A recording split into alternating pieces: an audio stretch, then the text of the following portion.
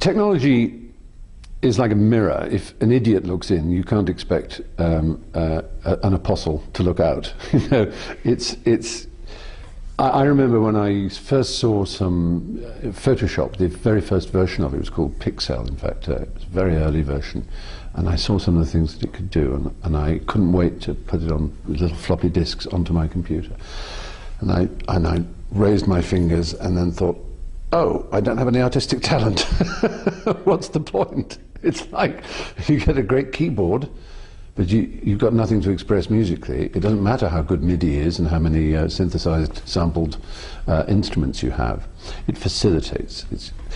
The great thing about social networking, which at the time we're talking, of course, is still growing at what seems an exponential rate, just all the time, the upward curve of it, is that everybody has a talent to interact with other people, short of being on the autistic spectrum, of course, which is something that many people are in very small ways or in greater ways.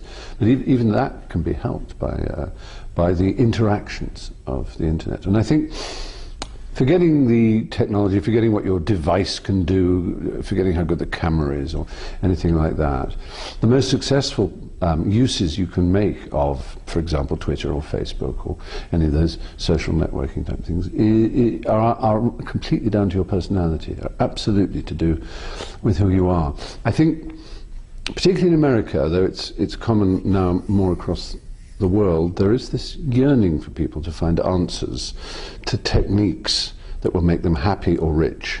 In fact, probably in the other order, rich and then happy, because of course riches gives happiness, doesn't it? Well, to me, if I had known when I was younger that chasing technique, chasing an answer is fatal, and I would say this, and many people would scream with disbelief, I would say the worst thing you can ever do in life is set yourself goals. I think goal orientation is absolutely disastrous in life.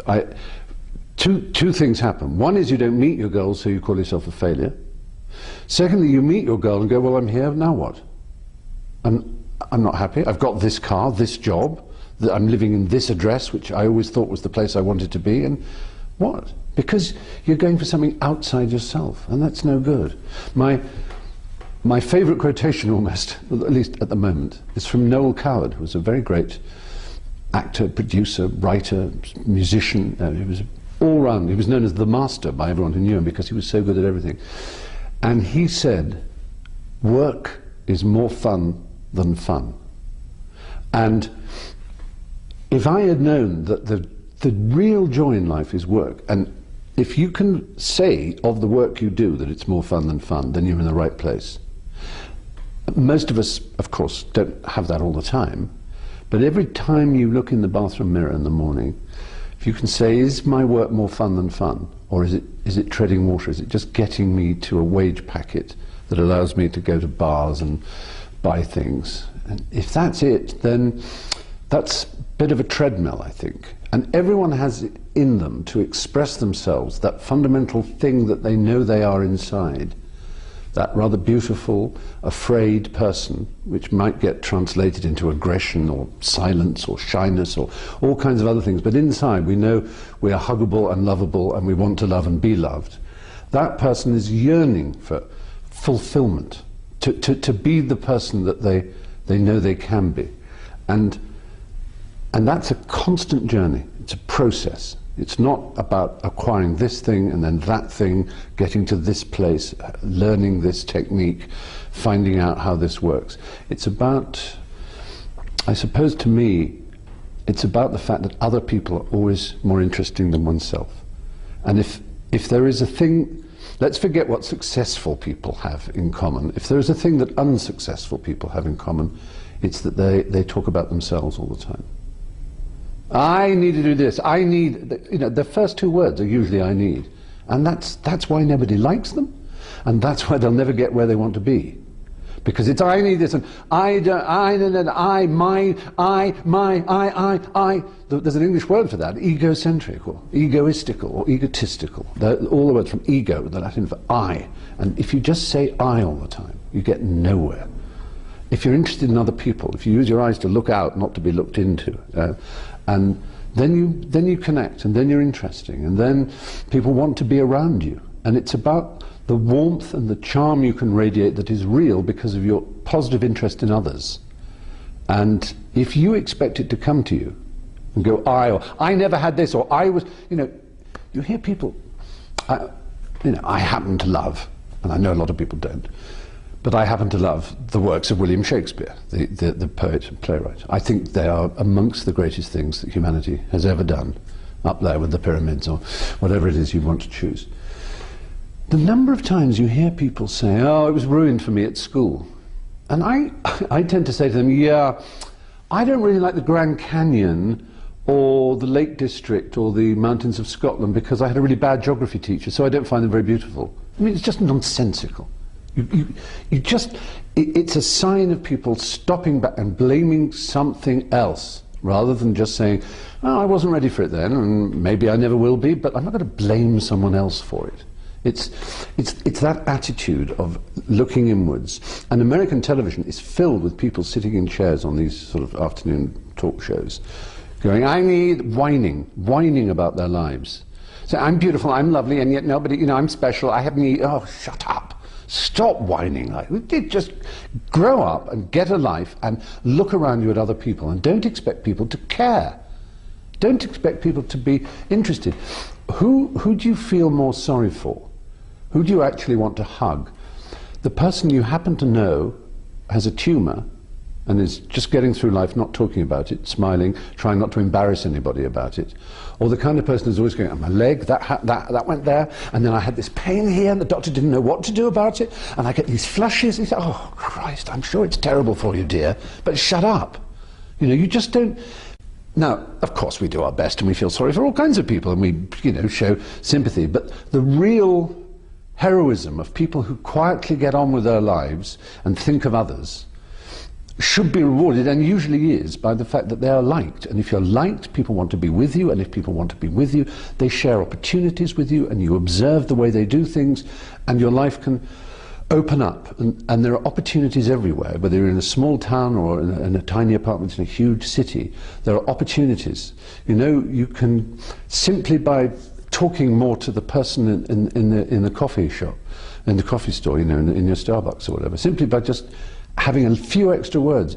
They're probably doing a concert somewhere in a little bar in the evening, and you might go along and you meet them and you meet someone else, and you might, who knows, that's how some people become managers of musicians.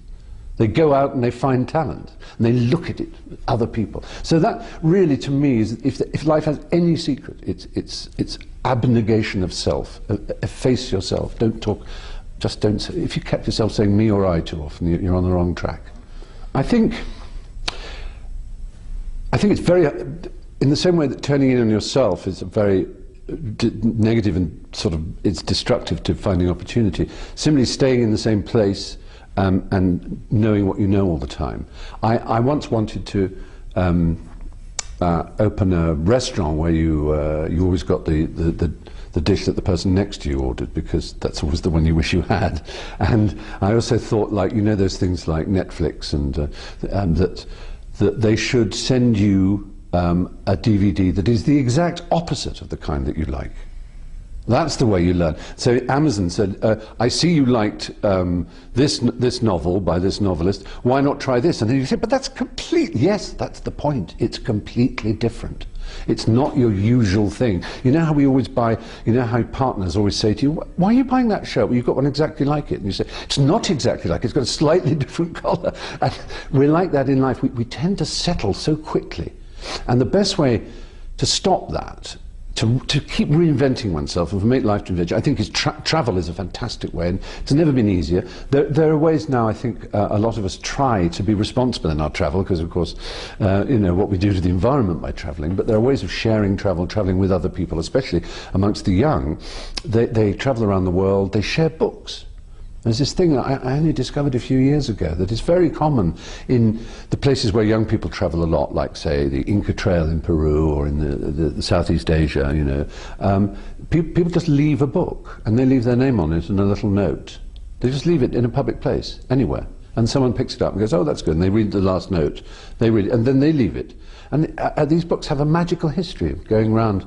And it's travel and reading are, to me, such extraordinary pleasures that I couldn't conceive of life without them. And they constantly teach you. They don't just teach you about the rest of the world, they teach you about where you come from. There's a saying, I think it was Kipling said about England, where he came from, he said, what do they of England know that only England know? What do you know about your own country if your own country is the only country you know? You don't know America unless you've travelled outside and you see, then you think, oh, gosh, we do things differently. I didn't know. I thought the way we did this was so natural and normal, but they do it completely differently. You learn so much about your own country by travelling. Also, I think, to me, the people I've always admired most have had heroes, are sort of shameless about the fact that you admire other people. If there's a phrase that makes my heart sink, it's not impressed. People who just say, yeah, I saw it, not impressed. As if, well, who cares whether you're impressed? It's such a vain thing to say, as if your standards are so high that, you need to be impressed. To impress me, you've got to be damn good. I mean, there are things we don't like, there are things we think are substandard or, ordinary, in which we can turn away from. But it's wonderful to rush headlong at something with enthusiasm, like a puppy, for things you admire and people you admire. Sometimes they'll disappoint you, some great singer or some fabulous painter or writer may turn out to have had a pretty horrifying private life, or to do unpleasant things to animals or whatever.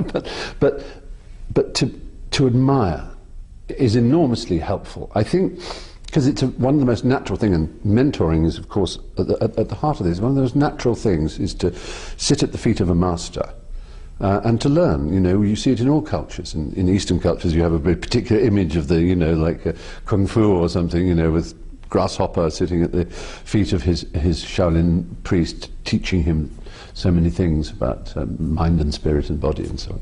But also, if you wish to, everyone knows if you wish to learn, say, the guitar, it's not exactly a master then, it's usually a friend. They hand it to you and they go, no, put your finger like that, play that, and then just play that in that rhythm, and then when it's time for the change, it's that one, yeah?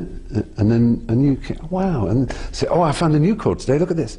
I go, whoa, that's really good. And then slowly you're learning the guitar. And then the time may come when you know enough chords, actually to get a book or a video or to take proper lessons, if you wanted proper lessons in that way. But you're learning with friends, you're showing each other, you're learning together. And that's really what education is. To me, if I go back to I was lucky enough to go to university, and there were some splendid professors there, magnificent, world-renowned people, and they were charming to talk to, and they knew a lot of things. But all the learning I really did was sitting with coffee in your rooms with friends, talking about everything, the cosmos and God and Marxism and history and psychology and truth and lies and honesty and all the things that seem very pretentious later on and seem a bit over-earnest perhaps. But you make these journeys with your friends, you learn off each other, you take pleasure, like saying, have you seen this new chord, in some new idea that you've picked up. And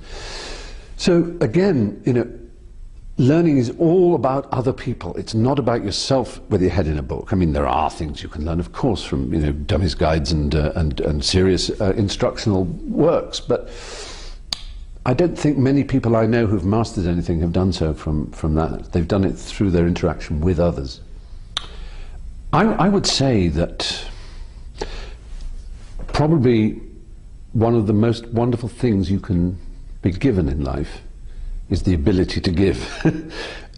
Sometimes, because I've had a lucky life, and I have an opportunity to give something or whatever, time or money or whatever it might be, or a presentation or a speech or something, and people say, oh gosh, it's so kind, and I said, well, which would you rather be? Would you rather be someone who asked for help or money, or would you rather be someone who's in a position to give it?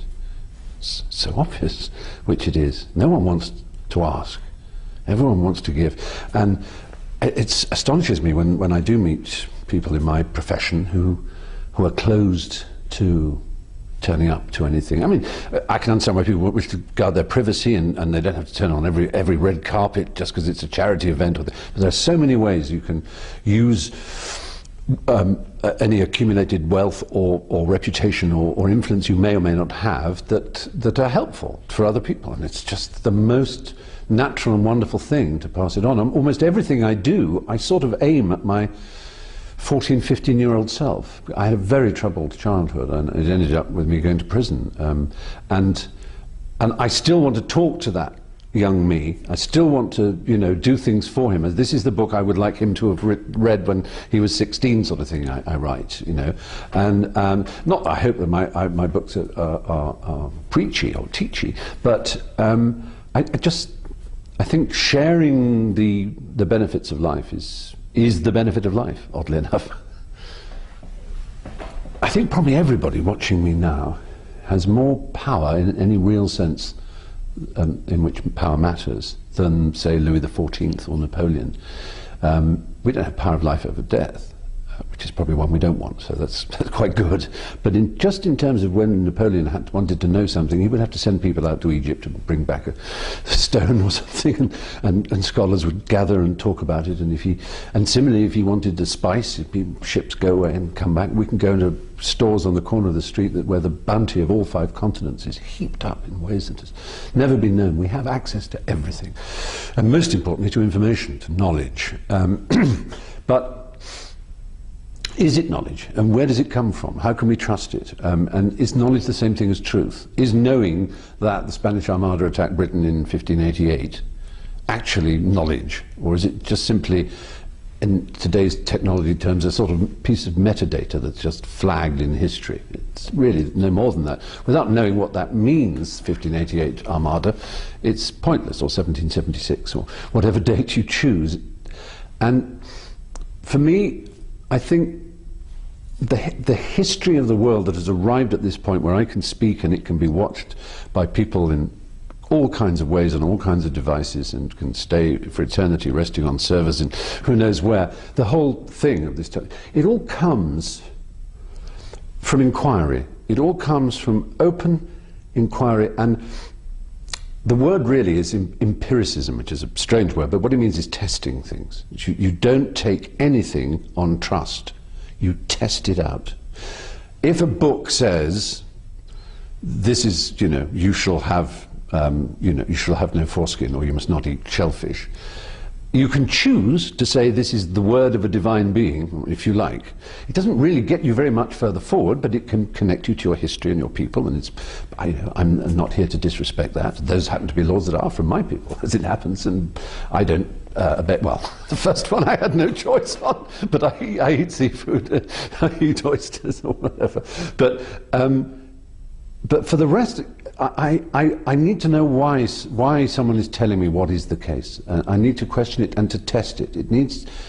Authority comes from the validity of information, being repeatable, being open, being free, and not coming with a threat, and not being just told this is the case and you must believe it or you die, which is, as we know, probably the biggest problem facing the world, of people who say things like that.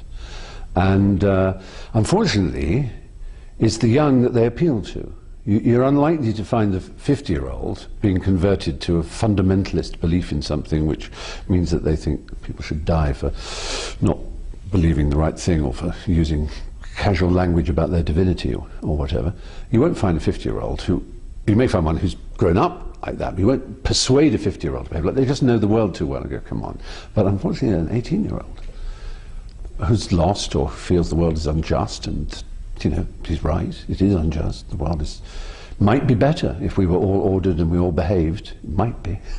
But we know that, ordered is a dangerous word, and that the riotous, chaotic freedom we enjoy, which causes so much of a headache for all of us, is infinitely better than the rigidity of tyranny and control. And religious fundamentalism is just another kind of fascism. It's another kind of communism. It's an extreme dictatorial way of telling people how to behave, and my power comes from a book, whether it's Karl Marx or this holy text, and That's, to me, the dangerous thing. The truth is woolly and complicated and difficult and maybe it's I trust people. You know, one of the wisest heads who ever lived on this planet was a philosopher called Socrates, and he was famous for asking questions. He never gave answers. But the questions were so acute, the innocence of a Socratic question. I wonder what we mean by that.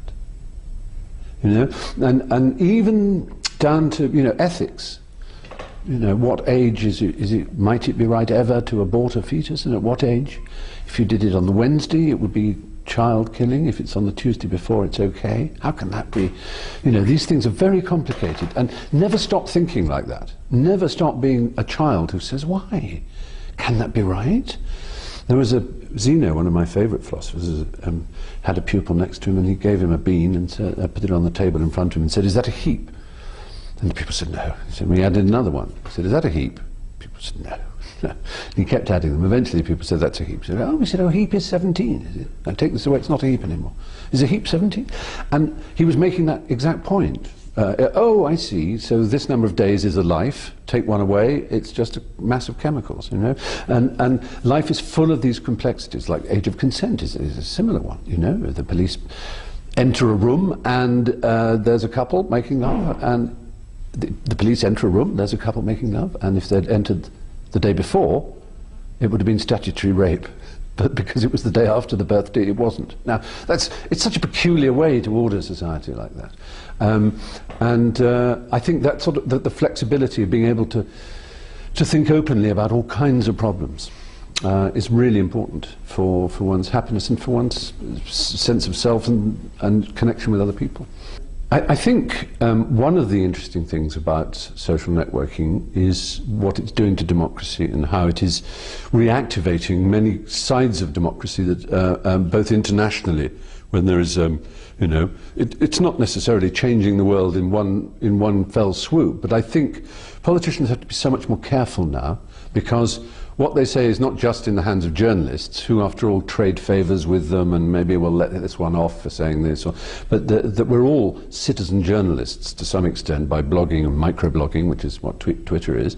And I think it allows us to engage more in politics, and I think young people, although of course there is still the same level of cynicism, which is a perfectly justified level to some extent, you could call it realism more than cynicism, of understanding that, you know, they're human beings in these positions of power, and you can take a silly, you know, sort of conspiracy theory view, be paranoid about it and think that they're all, but actually we know, because we were at school with some people who are now, you know, politicians, minor politicians, people my age are running the country. And we know how stupid they are. We know how stupid we are.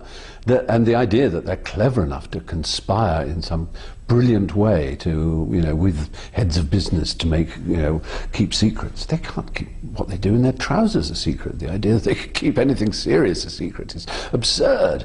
And I think, though, they have to be so much more honest now. Openness. I think if there's one thing that can really transform our lives, it is increasing levels of openness. It is really allowing transparency in the way people behave and transact in business and in politics at all levels. And I think that's all to the good. I really do. And I think the fact that it's harder to be private is something, of course, that we juggle all the time. If all this openness is around, it's like we're all living in glass houses with no curtains, and maybe people feel a bit exposed by participating in the openness of the world. But in 10 years' time, almost everything we do will be so locked into electronic systems. I mean, it already is to a huge extent, but even more so. I mean, just including the way we vote, and so much information will be known about us, and we have to just make sure, and I think that's the beauty of the internet, because there are lots of guardians for us out there who do make a fuss when liberty is threatened. The world is full, and the history of the world is full of stories of people who feel out of place in some way, but either in their family or in their community, that they just feel that the stork dropped them down the wrong chimney, and that I mean, a very common one, like me, is I'm gay. So especially when I was growing up, it was pretty difficult to be open about being gay. There were very few people in the public life, in fact none really, who were openly gay, but they were some who were openly camp, and it was a sort of open secret, but that's not what being gay is about. It's, you know, flouncing around in purple dresses isn't exactly the whole gay experience. But also there may be people who are born football player who grow up in a family of musicians and ballet dancers, you know, and who just want to, you know, it's not all just bright, sensitive, artistic people throttled by the commonplace philistinism of their parents. It can be quite the reverse. You can just want to be ordinary, decent, you know, citizen who plays sport and isn't interested in all the things that your parents are, and you feel kind of like trapped. Most of us feel different. I think in teenage in particular, but almost all throughout life for certain people, there is this tension. On the one hand, you want to belong. You want to be a part of the tribe.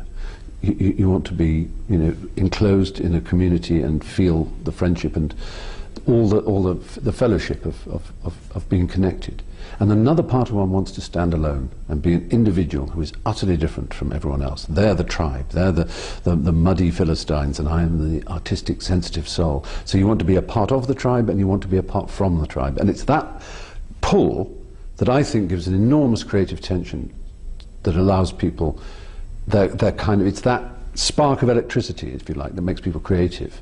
It's their desire to be absolutely unique, but also their desire to belong. That sense of, so they understand other people and what it is to be part of the community, but they also understand the sense of the status of an alien and an outsider. And youth cultures that old people stupidly mock, because they say, oh, you're trying to be different, but you all dress the same. Oh, ho, ho, ho. You just don't get it. That's, you know, that's not the point. You really do hear adults say that and think they're being clever. You all have the same rings and gothic whatevers, and now you say you just want to be different. Well, you're not. No, it's not. That's what they're doing. Is what I'm describing is they're belonging, but they're outside, and it's that paradox, if you like, or that counter sort of that contraflow, if you like, that I think makes life exciting and gives the rosin that our ballet shoes can grip the stage with, if you like. That's a strange metaphor. I don't know where that came from, but you know what I mean. I think a very good point about technology is, yes, it connects you to people who may be as rare as you are. It gives you a connection. It used to be, for example, that if you liked a particular writer or a particular comic, you would have to go to the nearest big town where there may be one specialist store where you would hang around for, you know, fat comic book guy would come out, what are you people doing? And you would be saying, how much is that comic? And then, you know, and you would meet other collectors, but then you'd have to go 30 miles out of town back home to your smaller town, and you'd feel disconnected. Now, of course, you're constantly locked in with conversations and so on with your fellow collectors, and it can go down to the minutest form of specialization, but there could still be 300 people on the planet who have that, and they can now all connect with each other, which must be very exciting. On the other hand, I suppose if you've grown up with the internet, as we now have, of course, people in their 20s who've known nothing but the World Wide Web, it's almost 20 years old. I mean, so that's a heck of a thought, isn't it? And maybe they're not so surprised. They just regard it as natural that human beings who have fellow interests connect. And that's a miracle. It's a wonderful thing. Of course, you know, yes, against that there's the privacy issue and everything else, but I think as long as, I mean, there are dark sides to the internet, obviously. I mean, not just the manifest ones to do with you know, terrible pornography or whatever, but there's real problems that come back to the personality disorders, if you like, of those who are obsessed with self. If I see a YouTube film or read a blog, I don't let my eyes go below to the bottom half of the screen, because I get so fantastically upset by people who write comments. I don't actually know anybody who writes comments, and I think that's the point. The kind of people who put comments are themselves so weird and unhappy and alone and strange, trolling it's called, you know, when you read, you know, vicious comments about things. I mean, really weird sort of thing, either politically weird or religiously weird, or just so intolerant or so desperate to be heard, so offensive. Just please, you know, please listen to me. They're saying all the time, listen to me. And of course, you don't want to. Or if you do, you just get so upset. You might even be tricked into replying with an aggressive reply to some idiot and their vile opinions about things, which they will use on a complete, you know, it might just be a little thing of a puppy rolling around on, you know, some random YouTube thing, and they've just somehow managed to get a thread of nastiness into it. And they just want to be heard, and they are so resentful, and they're so annoyed, and especially they do it on other people's blogs, because the fact that someone is reading somebody else's blog and not theirs is maddening enough, and they may have liked something they hate. So, I mean, this even happens in technology. If you write, so something, you know, oh, I saw on my iPhone the other day, and they go, oh, you've got an iPhone, and you just get like 2 pages of anti-Apple madness. You talk about get a life, but that's, you know, that all comes down to the same problem, these self-obsessed people. And because they're self-obsessed, they just build up, these poisons build up inside them that they have to get out. Maybe it's better they get out in comment pages on the internet than in violence on the streets, but it's still distressing for us all to see. I suppose the thing I most would like to have known or be reassured about is that in the world, what counts more than talent, what counts more than energy or concentration or commitment or anything else is kindness. And the more in the world you encounter kindness and cheerfulness, which is its kind of amiable uncle or aunt, the more, just the better the world always is. And all the big words, virtue, justice, truth, are dwarfed by the greatness of kindness.